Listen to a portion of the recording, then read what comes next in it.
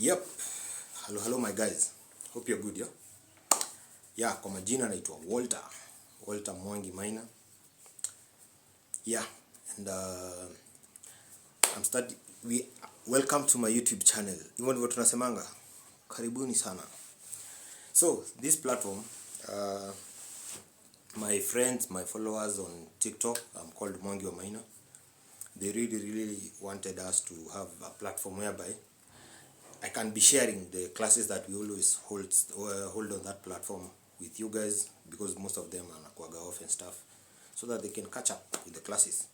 So I share my life experiences with them, and also I share them from a spiritual perspective. I'm very spiritual, and because I understand life is spiritual, and my spirituality path started after I had hit rock bottom. I come from a family of 5. I'm the second born. 4 boys, 1 girl. Both my parents are there. I come from a very big family. Home ni Ronga Rongai. So I'm quite well known there. And nimesomea quite a school, because in my childhood I think I'm that rebellious person. I'm rebellious because mi ni yule mtu mwenye na understanding. Mimi utaniambia niende north na nataka kwanza kupitia south ndio nirudi north. Ninapita kwanza njia yangu mimi. And because of that, I've experienced so many things. I've been able to understand life in a deeper perspective, as I think. And while growing up, a few struggles here and there. I've been struggling with a lot. And these struggles, most of them, it is in my upbringing, because nilo nalelewa na wazazi. So you think you have everything, but in real sense you have nothing. You understand? Just because your parents are providing everything doesn't mean you have everything. You understand? There are some little bits of life here and there that you are, and this is not meant to portray a picture in our family, but it is in each and every family. There is that struggle. Hata hawa dosi mnaonaga hapa mtaani, they have a struggle. So the same way, maybe you think in your family you're struggling, just know in each and every family there is something they're struggling with, and every child in that household have their own struggles. So uskai ujichukia ama ujidharau. So in my upbringing I had my own struggle, and actually I really struggled in finding myself. I really struggled in finding myself. I never knew what I really wanted. Out of me trying to find myself, I found myself making decisions that the society deemed are the right stages of life. So yeah, nikigrow nimejipata na mabeshte. Sometimes I'm making friends not because I need them, but because I feel like I need a company. So many a times I will find myself finding myself in the wrong company that does not really build me, but I want to feel entitlement of being in a company of friends. And this also culminated to me when I went into marriage. Actually, I got into a relationship back in 2015, and I felt like, yeah, I'm a man now. I need a kukuwa na kamutu. So nikakuwa na kamutu. We started a relationship. Yeah, we got into marriage in 2017. Not official, eko official. Ikuwa kama mwiste. So, but our family is new. I'm a father of 2, have a daughter, and I have a son. And I love my kids so much. But along the way, I came and realized, since I had not found myself, I had not really known what I wanted, what I deserved. I had not really known where my compass is leading me. So, I took someone's daughter, we got into marriage. So, I did not marry because I was ready. I married because watu wanawanga. So, and this happened because I had not really known as a man. Who am I as a man? I had not really even figured out where am I headed as a man. The only thing I knew, I want to be successful. And being successful, I thought being successful is having a wife, is having kids, but in real sense, that is not success. So I was trying to define life in so many ways. So when I went into marriage, yeah, we had our own fear of struggles here and there. because we ended up separating some time back. I think in 2021, if I'm not 2021 May 27, and that was the day it really hit me. I took a turnaround, and I started a new journey. Now we are separated. I cannot see my kids. I was really struggling with alcohol. Mimi nilikuwa na kunywanga pombe bwana. I should be given a trophy for that. I will go into a club, and because I feel I need to be with people, I need to be where people are. I wanted to be seen. I wanted to be out there. So many of the times I would go out there drinking, since I don't know myself and I want to be with people so that I can just look like any other person out there. So I will go out drinking, and me going into a club and spending even 10 G's, 15 G's a night, ilikuwa ina happen to kubamba wase. And it was like I was financing to be in a life that I never belonged. So nikangangana to, so from 2021 I started a new journey, and let me take you back kidogo. Before that time, as I was struggling to find myself, I realized I was not mentally healthy. And I remember in 2019, around 2019 there, I remember I reached out to my sister, the mwenye ananifuata, and I told her about my situation. Nikamwambia, manze, sis, this situation, I don't feel okay. So she referred me to a medical facility where she works, because she's a medic. Nikaenda nikafanywa my mental analysis na daktari, and I was diagnosed with bipolar and ADHD. So sikuelewa, and I didn't understand, but I was given a direction, like, yeah, if because of the behaviors that you have, I was hyper, and I will go hyper or depressive mode, and I experienced them both. When I'm depressed, I'm depressed. When I'm hyper, and I will lose myself in the middle. So I never knew how to strike the balance. You understand, the high and the low, you need to balance them, so that now this is where life is. So I really struggled with that. So even by the time we were coming to separate with the mother of my kids, I was really in a position whereby I had not struck the balance of life. So we separated, and that was the time I hit my rock bottom. My rock bottom was very ugly. It was not something that I was happy about, because I remember during that time I went and took a bed sitter. Actually, when she moved, I remember I called my sister and told me, hey, this is the situation, and I think now I need to start something new. I need first of all a journey to figure out where am I headed, and to figure out who am I, what is this, what is happening. So I remember I took a bed sitter, and I don't know how it happens, how it happened. I remember I got a contract after 3 days, and it was a very nice contract. But let me tell you, I cannot account. The only thing I can account out of that money, nilibuy nini? I think nilibuy mtungi ya gas na mattress. Job ya ilikuwa ya over 1M. And I would ningetoka, it was a contract, ningetoka job, niingie Hornbill ya Rongai kama mnaijua, and drink. But people out there, they will see, huyu jamaa ako fiti, huyu jamaa anakuaga fiti, huyu jamaa ananuaga tei, anakuaga hivi na hivi na hivi. So that was the life that I was trying to portray. But deep down inside, I was fighting my own demons, and I had very tough demons. Those demons were not pleasant, and I wouldn't wish even my worst enemy to go through that, because I would hardly sleep. I was scared of being alone. I never knew what I wanted. I was struggling, like I was really struggling. But out here, people thought I was doing okay. And fast forward, I think by the time I was hit, by the time your contract, I think nilifanya for 1 month or 2. By the time nilikuwa na hit around November, December hapo, like now the depression had really taken a toll on me. I was no longer now hiding it. I was now getting exhausted. Nikaanza withdraw, nikaanza kufanya nini. And let me tell you, me wanna thank God, because whenever you're going through something, somebody will be sent to walk with you through that journey. Because at that time, I remember there's a friend, we had just now started interacting, like 3 months into my depression, into my separation and stuff. And when things got tough, so he will come spend time at my place, then I will also take time. go spend time at his place. So I think it took a toll on me, and I remember around December hapo nikakuwa sina do blah blah blah, nikafungiangwa hao bed sitter, na huyu ni mtu mwenye ametoka kwa hao to bedroom, tunakaa poa na watu wako hapo, but now nimedropiwa to bed sitter. Sasa hata bed sitter imeshinda kulipa.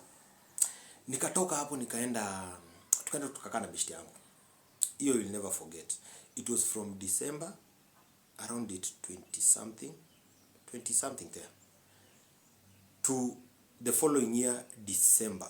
I remember we stayed exactly 1 year tukana wachali. But now God me nani. Hiyo time tukistay na ubeshte yangu hatukuanga na job. Hana job, sina job. So like my contracts are not coming through. Nothing was working for me. Nothing was working for him. But let me tell you, hatukuwa tunakosaga. Unaongetuona tukicheka huko nje. Tulikuwa tunakaa life poa kuliko wase wengine. But this was my season of going deep within myself, and let me tell you, I really went through it. Because I remember many other times nilikuwa tukiwa na beshte yangu, I'm deep in depression. Naanza contemplate how am I going to take my life. Many other times, I think 3 times I contemplated how I'm going to take my life, because the pain was too much. Because as life was happening, sasa tumechana baby mama kidogo, something that really broke me. I was really fighting to get my family back, but it seemed so near but yet so far, because I was trying to reach out but she was not there. So it happened, mimi na reach out but haikuwezekanaga. But now this is the time shetani anakujanga na wajukuu wake kama wamepanga line. Shetani yani mpaka alikuja akani invite kwa vikao zake, because no stories will come, hey, we are seeing so and so with someone, hey, we are seeing so and so doing this. And let me tell you, that is when I started a downward spiral, because no stories will reach me like, hey, you know, by the way, we have noticed this, but you need to focus. But now my focus was in how do I get my family back. So once I focused with that the more I got depressed. So I was in that state from now 2020 for the whole of 2022, and it started in 2019. So I was in depression. I started my medication in 2019. 2021 I was still taking my medication on and off. 2022 tumekaa na beshte yangu manze, Eliud manze, cheers manze, bro, I'll never forget you manze. You really came through for me. I'll never forget that. I will never forget that. There are 4 people I say in my heart I'll never forget. That is my sister, my friend Eliud, my mother, and the bishop of the church where my mother goes. Those 4 people, I will never forget them. Those are the people who saw me in my worst position, but they still believed, Walter, you can pull it. Walter, you can pull it. And I will call my mother na mwambia, hey mom, manze jo, mimi nimekaa mbaya, hebu nisaidie na so 2. Manze sina hata sijakula. And my mother will send me 500. Ananiambia, Walter, wewe kana hiyo 500 ushikilie siku 2-3. Na sasa ungeniona huku nje, unasema manze hii ndume ni healthy, ndume inakaa fit, but kidogo kinaniramba behind the scenes. So, and that's how I survived. I will call my sister, manze, how is it going? Tunge survive. That's how we really survived with Eliud. Hata venye tulikuwa tuna manage kulipa hiyo nyumba mimi sijuangi. But watu wangetuona huku nje, we were okay. But deep down we were really struggling. So life continued, and I really thank God, manze. That was a chapter whereby I was being pushed to find myself now. That was the time, because you finding yourself, you are not going to find yourself out there. You need to find yourself from within, not from without. So manze ndio nimengangana hapo, 2022 nimepiga depression yangu safi, nikicontemplate venye nitajimalo. So many other times ningelala na imagine. So it got its worst when I sat down and saw myself. I remember there is a time, the last time I saw myself in a coffin, I sat down and imagined how will I look in a coffin. So nika imagine kasanduku kangu ka white kamekaa pale hapo Lang'ata, nikaona Lang'ata, nikaona nimewekewa kahema kaumash, nikaona watoto wangu wamepigwa picha hapa chini wakilia. Then I imagined maybe mama yao atakuwa ameambiwa kae hapo kando ndio kwa ajili sasa ni mama ya watoto wangu. So I imagined, but nika imagine now my father akitoa speech, nika imagine my mother akilia, my siblings hapo. So I imagined how people will be saying, huyu jamaa alijua kwa nini, mbona kuja kutuongelesha, why didn't we see this? And wow, I remember the following day, the bishop to where my mother fellowships, he called me. I remember it was 6 a.m. and I had contemplated and I saw I'm ready now to go. Mwendo nimeumaliza, acha niende Sayuni. Sasa nilikuwa ninaambia Sayuni na kula sapa Sayuni usiku. Mungu naye ni nani? The bishop called me. Hey, how are you doing my son? Kaambia niko fiti bishop. I told Pastor DV, our diet of the word. I really thank God for that man of God. So hiyo time manze jo nimekaa tuko hiyo pasi ile come through sana kwangu. Akaniambianga, hey bro, my son, chenye umelala ukifikiria usifanye. Don't do that. You have a journey ahead. I don't know what, but you be patient. Trust the process. Akasema okay, sawa. Then fast forward tukakam nikatumagwa Mombasa. My dad had a project there, so we went with my brother. So nakumbuka hiyo time nikiwa kwa SGR, I told myself, I took a diary. I have a diary. I love diaries and I love writing. I took a diary, and as I was going to Mombasa, I told myself nikiwa kwa hiyo train, the way I'm going to Mombasa, I'll not come back the same. And I'm being very intentional. I will not come back the same. I'm going to go and focus. Where do I start? So nilienda Mombasa tulienda hapo hivyo tukipiga project, but I was still depressed. Mimi nakwambia zile minazi nimekunywa huko. Minazi nimepiga huko venye zinafaa. Hapo Kilifi. Minazi nilikuwa nazipiga venye zinafaa. But I will drink and wake up in the middle of the night, try to figure out things. I cannot find the answer. I'm asking myself, will I ever get my family back? Will I ever do this? So I remember by the time of 2 months zikiisha, the same train yenye nilikuwa nimepanda, nikajiuliza, now I'm going back to Nairobi. I remember it was actually on date 18th 2022 December. Nikirudi Nairobi sasa, nikakuja nikajiambia, now hizo miezi mbili nilikuwa nimejipromise I will not come back the same. Nakuja kubadilisha nini? I took my diary and I did an honest assessment of myself. I asked myself, sasa nikisema narudia na my baby mama, how am I coming back? Am I coming back broken? Am I coming still the same person? What have I changed? And I realized I will only come back a bitter person, unhealed person, the same version of the person that I was. So I realized, no. I need to work on myself. It is not about my family. It is about myself.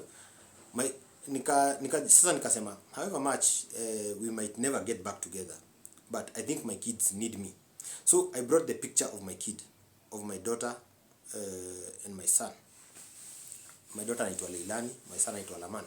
So I asked myself, I saw these kids and I asked myself, niko worth watoto wangu nikiwa which state? And I realized, it hit me, I am worth so much more to my kids alive than dead. I am worth so much to my kids healthy and rather than unhealthy. I am worth so much to my kid when I'm doing better but not broken. So I made a decision. Nikiwa tuko train nikaandika, what do I need to work on? And I said, I really need to start afresh. And starting afresh means I really need to go deep within and figure out myself.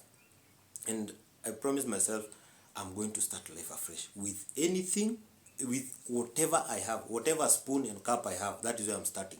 I will not wait to start from the 2-bedroom that I was living. I will not wait to start with the version that people want to see out here. Now I said I'm going to now to bring out the version of where I am now, and I don't care who stays or who does not stay. Hivyo ndivyo nilikuja nikaanza life kwa single room. Nilikuja nikaingia single room yangu safi. I remember nilianza nikilala chini. I had an option ya kurudi home. Niende nikae home na nianze maisha fresh. nianze maisha kama Walter Wamaina. You see, mind you, my father is a leader. So nikasema no. He has his journey, I have my journey. My brothers have their journey, I have my journey. So everybody has a journey. So this assignment, it is me fighting for my life so that my kids will never say our dad gave up on us. So my comeback is very personal to me. It's very, very personal to me. So I decided to work on myself. And I remember date 2 January 2023. I remember I took a diary. Iko hapa hivi kwa hao. I took a diary and told myself, I'm starting again in this house. And what do I want in this house? Sikuandika nataka viti, nataka TV, nataka nyumba yangu ijae, nataka sijui niende wapi. No, I did not start there. I wrote in that diary, I am healing my wounds. I'm healing my wounds. And I had to identify which are these wounds. So nikaandika, I wrote, I am bitter, I am angry, I am frustrated, I am ashamed of myself. I wrote everything. Mazi niliandikaga vitu mob sana. And fast forward even before niende Mombasa, I remember I had written myself a letter nikiwa Kitui 2021 kama nimeenda kutembelea beshte yangu. So nilikuwa nafanya assessment but sikuwa nimefigure out the way out. So hapa hivi nilikuja kwanza life afresh kwa hiyo kasingurumi yangu. I remember Mungu tu anatumanga mtu. I had seen that house nikiwa Mombasa. Where am I going to start? Nikajuanga nitaenda kwa plot fulani. Hapo sitakosa nyumba single and that is where I'm going to start. Mind you, ile siku nilikuja, the owner of that plot knows me. So hata aliposikia mimi aliniambia wewe ndio ulipe. Nikaenda kwenye ile bed sitter kwenye nilikuwa nimewekewa vitu, nikaenda nikazichukua. Hivyo ndivyo nilianza life kwa single room. Let me tell you, for the first 1 week nilikuwa najigeuza but the second week, that is the time I started experiencing peaceful sleep. Nikaanza tu kukaa, I would wake up, sina job, sina shughuli, sina nini.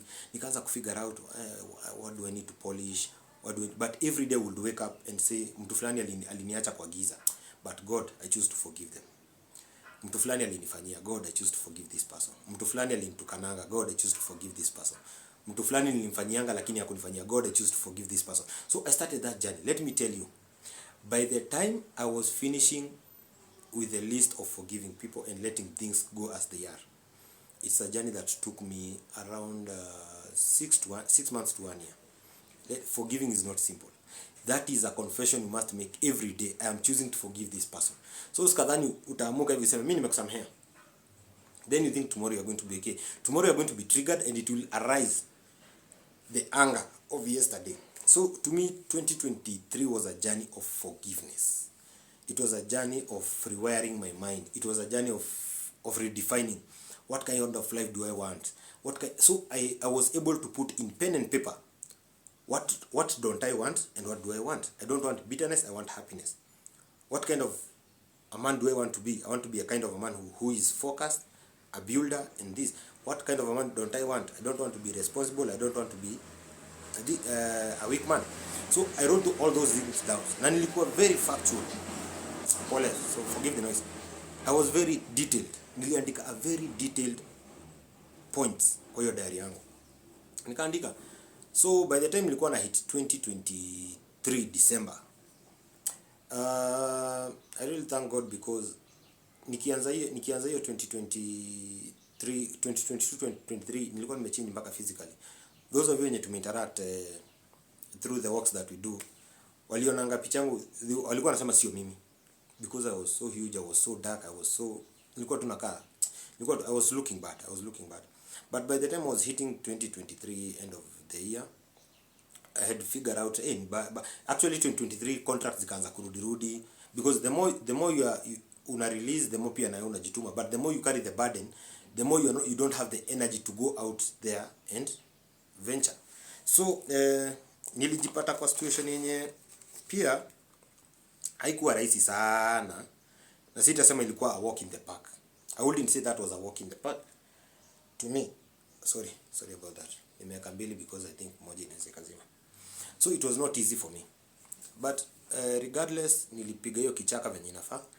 By 2023 mwisho I had now started accepting my situation. Nimesha accept situation yangu, nimesha accept now it's not about other people, it's about me. So nikaanza ku really investing in myself. Let me tell you, I went full throttle. 2023, it was all about me. It was all about how do I speak about myself. I started speaking to myself in a respectful manner. I stopped beating myself too much. I was so willing to accept the situation as it is, and I took everything as it is. So nikaingia 2024, God come through 2024. I started thinking of changing careers. I was doing contracts back then. I was doing material supply. I had a quarry. I was doing a couple of things. Then I changed my career fully. Nikaingia kwa now real estate, dealing with properties. And let me tell you, you will always attract what you want. I positioned myself. Nikasema mimi nitakuwa nauza mashamba Karen, Kilimani na huko. And let me tell you, that is where my doors opened. 2024 kuingia hivi, I sold my first property in Karen, and that is where my doors opened, and that is where my life changed. Everything that I had written down that I want to do in 2023, in 2024 it happened.